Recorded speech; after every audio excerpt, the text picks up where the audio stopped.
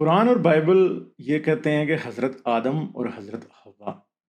پہلے انسان تھے، ان سے پہلے کوئی انسان دنیا میں نہیں تھا۔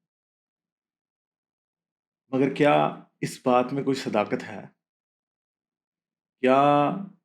قرآن کا، بائبل کا، اسلام کا، مسیحت کا اور دوسرے مذہبوں کا یہ دعویٰ کہ خدا نے انسان کو پیدا کیا، یہ درست ہے اور اسے اس نے اشرف المخلوقات بنایا؟ کیا یہ دعویٰ درست ہے؟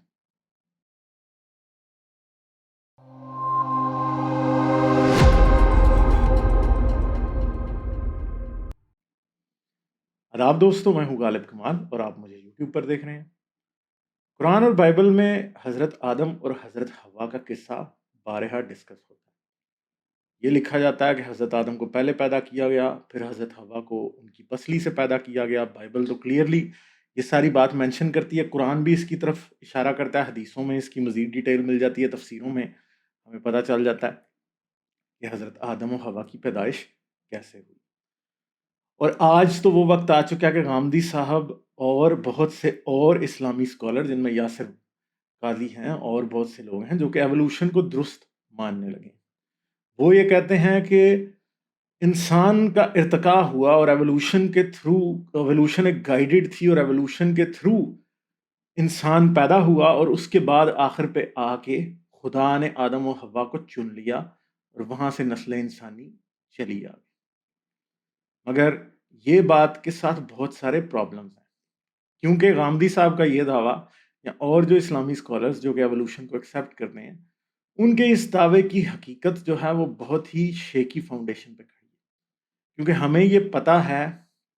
کہ قرآن میں کہیں بھی یہ نہیں کہا گیا کہ انسان ایوالو ہوا۔ دوسری بات ہے کہ میرا سب مسلمان بھائیوں سے جو کہ یاسر قاضی یا کچھ ایسے دوسرے لوگ جو کہ ایولوشن کو کچھ فیوریبل باتیں کرنے لگ گئے ہیں، کیونکہ ایولوشن ایک ایسی حقیقت ہے جس کو ڈینائی کرنا ممکن نہیں ہے۔ جیسے پاکستان میں اگر ایک بات کی جائے، جتنے بھی اسکالرز اسلامک ہم دیکھ لیں، اگر ان میں کہا جائے، حالانکہ میں یہ آپ کو نہیں کہوں گا کہ میں نہیں سمجھتا کہ غامدی صاحب اس سٹینڈرڈ پہ ہیں، مگر غامدی صاحب ایٹ لیسٹ ان تمام ملاؤں میں سے زیادہ نالج رکھتے ہیں، ویل ریڈ ہیں، انہوں نے شاید ایولوشن کو بھی پڑھا ہوا ہے اور سائنس وغیرہ کو پڑھا ہوا ہے انہوں نے، ایٹ لیسٹ ان ملاؤں سے۔ تو ان کے ذہن میں ایک کوسچن مارک ضرور ہے کہ یار ایولوشن کے حق میں اتنے سارے ثبوت ہیں،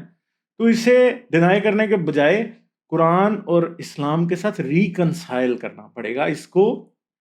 اس کی شادی کرانی پڑے گی قرآن اور اسلام کے ساتھ۔ تو انہوں نے یہ نکالا کہ انسان ایک وقت میں کچھ بھی نہیں تھا، ٹھیک ہے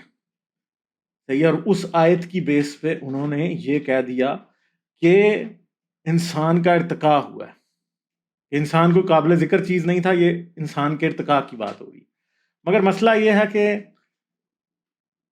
ہم ایک بات اچھے طریقے سے جانتے ہیں کہ اسلام کا اصول یہ ہے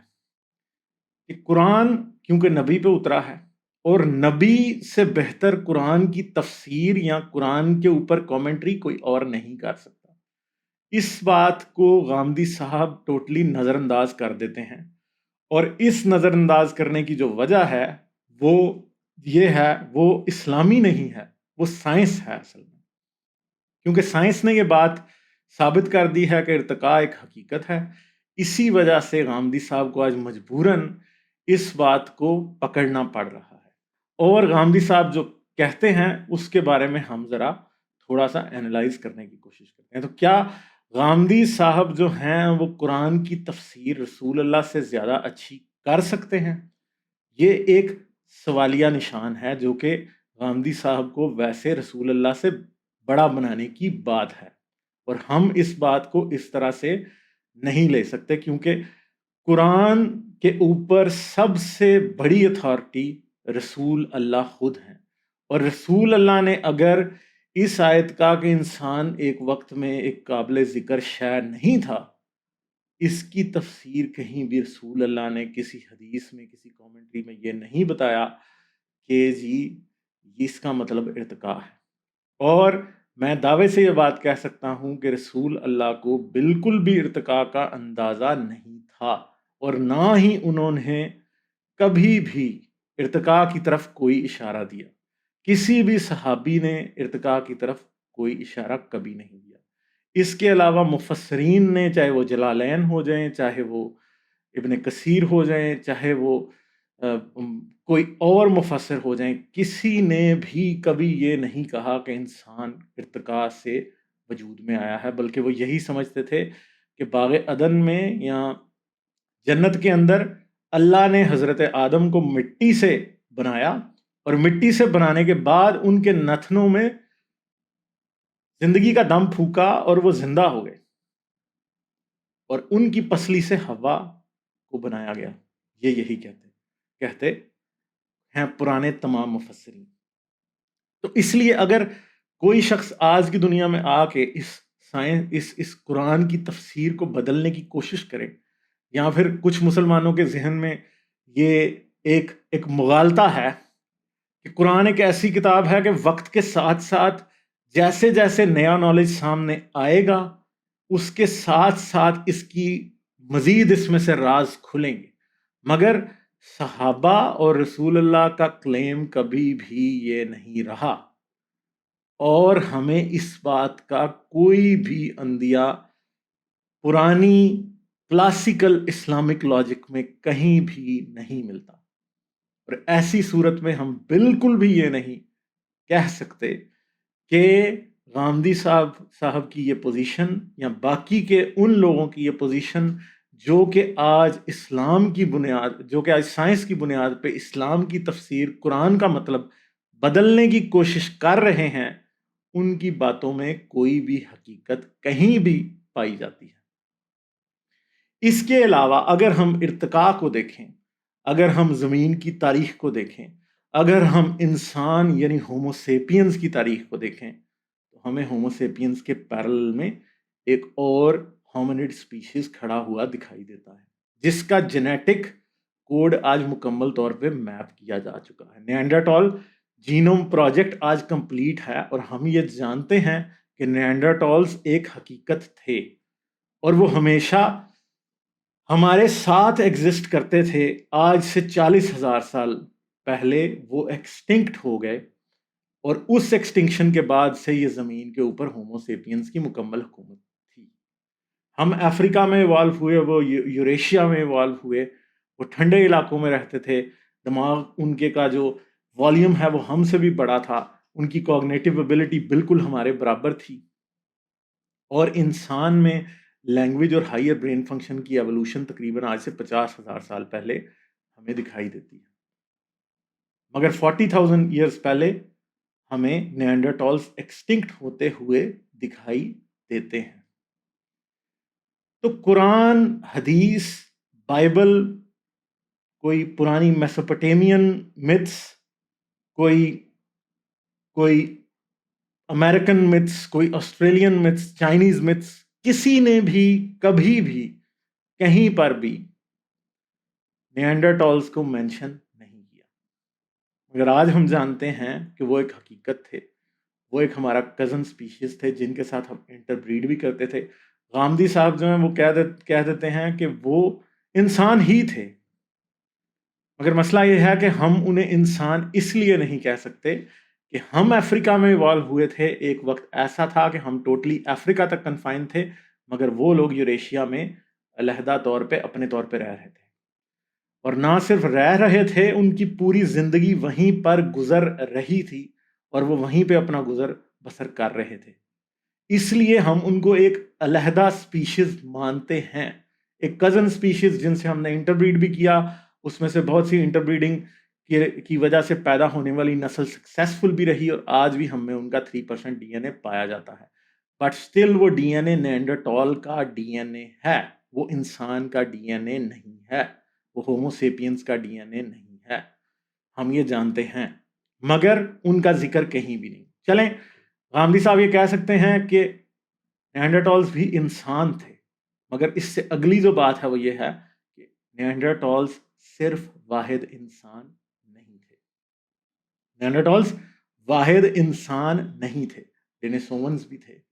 پگمی مین بھی تھے، ہومو ایرگیسٹر تھا، ہومو ایریکٹس تھا، اور یہ سب کہیں نہ کہیں ہومو سیپینز کے پیرلل میں کنٹمپریری سیم وقت میں ایک علیحدہ سپیشیز کے طور پہ ایگزسٹ کرتے تھے۔ ہمیں یہ تو پتا ہے کہ ڈینیسوونز کے ساتھ اور نیانڈرٹالز کے ساتھ انسانوں نے انٹربریڈ کیا ہے، مگر ہومو اریکٹس جو کہ ہمارے ساتھ ایگزسٹ کرتا تھا، ہم یہ جانتے ہیں کہ انسان اس کے ساتھ انٹربریڈ، ہمیں ابھی تک کوئی شواہد نہیں ملے اس بات کے۔ تو اگر ہم یہ سمجھیں کہ قرآن اور بائبل کی جو سٹوری ہے کہ انسان کی کریشن ایک لینئر لائن میں ہوئی، اور اس لینئر لائن کا سٹارٹ جنت کے اندر یا باغ عدن کے اندر آدم کی کریشن تھی، آدم کی کریشن سے ہوا کی کریشن ہوئی، ہوا کی کریشن کے بعد ان کے بچے ہوئے، ان کے بچوں نے آپس میں شادیاں کی اور ان سے نسل انسانی آگے چلی، تو یہ ایک بڑی ون ڈائمینشنل سی اپروچ ہے جس کو کوئی بھی آرکیولوجیکل یا پیلینٹالوجیکل ایویڈنس کسی طرح بھی سپورٹ نہیں کرتا۔ ہم یہ جانتے ہیں کہ اس زمین کے اوپر آج سے نہیں، آج سے سینکڑوں ملین سال پہلے، 20 کروڑ 30 کروڑ سال پہلے بھی بہت سے ایسے سپیشیز تھے جو ایگزسٹ کرتے تھے، اور اگر کسی بھی سپیشیز کا نمبر 100 انڈیویجول سے کم رہ جائے تو اس کی ایکسٹنکشن آلموسٹ جو ہے وہ سرٹن ہوتی ہے۔ وہ کیوں آلموسٹ سرٹن ہوتی ہے؟ کیونکہ جینیٹک ڈائیورسٹی ختم ہو جاتی ہے، اور جب جینیٹک ڈائیورسٹی ختم ہو جاتی ہے تو جتنے بھی انڈیویجولز کسی سپیشیز کے بچتے ہیں ان سب کو آپس میں بریڈ کرنا پڑتا ہے، اور کچھ دیر بعد ان سے پیدا ہونے والی تمام ہی اولاد جو ہے وہ کیا ہوتی ہے؟ وہ آپس میں کزنز یا کلوزلی ریلیٹڈ ہوتی ہے، اور اس کلوز ریلیشن کی وجہ سے جو ایک سلیکٹیو جین پول بنتا ہے جس میں سب کے پاس سملر جینز ہیں تقریباً وہ انتہائی ڈسٹرکٹیو ہوتا ہے۔ جینیٹک ڈائیورسٹی کی جیسے ہی موت ہوتی ہے تو ایک سپیشیز ایکسٹنکشن کی طرف ڈرائیو ہو جاتا ہے۔ شاید نیانڈرٹالز کے بارے میں بھی ایسا ہوا، اور شاید یوکٹان پیننسولا میں جب ایسٹیرائڈ گرا تو ڈائنوسورز کے بھی کچھ سپیشیز ایسے ہوں گے جن کے شاید 100 200 250 300 یا ممبرز بچے ہوں گے، مگر انٹر بریڈنگ کی وجہ سے ان کا اس سپیشیز کو آگے کیری کرنا پاسبل نہیں رہا، اور یہ انسان کے ساتھ بھی ہو سکتا ہے۔ اس لیے اگر آدم و حوا کی سٹوری میں کوئی یہ کہے کہ ان کے بچوں نے آپس میں شادیاں کر کے یا آپس میں سیکشول ریلیشن شپ رکھنے کی وجہ سے انہوں نے اولاد پیدا کر لی، تو اس سے بڑا جھوٹ کوئی اور نہیں ہو سکتا، کیونکہ یہ ممکنات میں سے ہے ہی نہیں، یہ بالکل ناممکن بات ہے۔ تو سائنسی طور پہ اگر غامدی صاحب یہ سمجھتے ہیں کہ پرانے وقتوں سے انسان کی ایوولوشن خدا گائیڈ کرتا ہوا آ رہا تھا اور ایوولوشن کے پرنسپلز خدا ہی نے بنائے ہیں،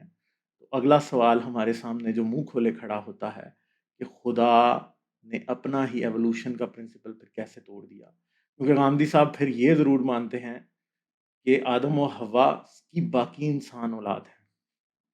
تو اس سوال کے بارے میں ہم پھر یہ سمجھ سکتے ہیں کہ قرآن سائنس کی بالکل ہی نفی کر رہا ہے، بائبل سائنس کی بالکل ہی نفی کر رہی ہے، اور جو کچھ ان میں لکھا ہے وہ پرانے انسان کی، جو کہ آج سے 1400 سال پہلے یا 2000 سال پہلے آیا تھا، اس کی ایک ذہنی اختراع ہے، ایک غلط فہمی ہے، ایک ایرر ہے، ایک سائنٹیفک